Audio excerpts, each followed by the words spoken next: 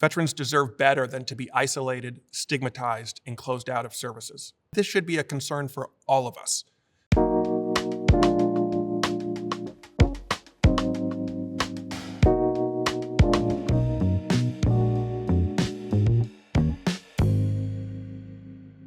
I want to share 3 observations about the Declaration of Independence. To begin, the document is about war fighting, and warriors in many different respects. Of course, as a beginning point, the document itself provides reasons for the rebellion, both in that moment in time, but also implicitly in other moments and places. In addition, the document set forth in its Bill of Particulars no less than half a dozen different instances of the king abusing his power through the use of his armies and mercenaries. And third, the very first power that the new nation declared as its own was the power to levy war. So in this way, the Declaration of Independence has a particular kind of salience to our modern era of endless war. And that's my first point. But the salience I want to draw out relates to a battle of a different kind. And this is my second point. The battle that I'm thinking of is the battle that too many veterans must wage with their own government upon leaving military service.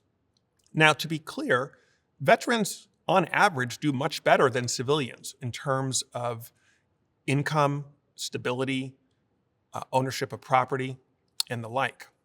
However, for veterans who unjustly receive a less than fully honorable discharge at the time of separation from the military, these veterans will suffer immeasurably in the civilian world. Any number of factors can lead to a less than fully honorable discharge. It includes combat stress, military sexual trauma, both de jure and de facto discrimination, traumatic brain injury.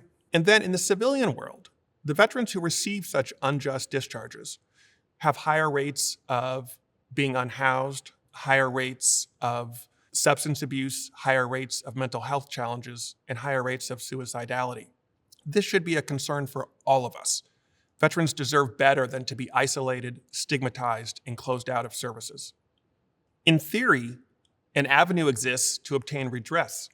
However, in a cruel twist, the military review boards that are tasked with upgrading discharges that are imposed unjustly suffer from some of the same defects of arbitrary action that were cataloged in the Declaration of Independence.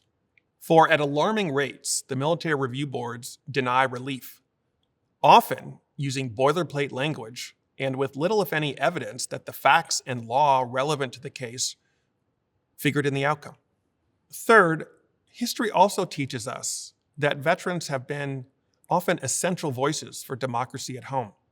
Perhaps the most powerful example are Black veterans after World War II and the Korean War, who came home to the South and at great personal peril became champions for democracy. So in this moment, we need to think anew about the relationship between taking care of our veterans and taking care of our democracy.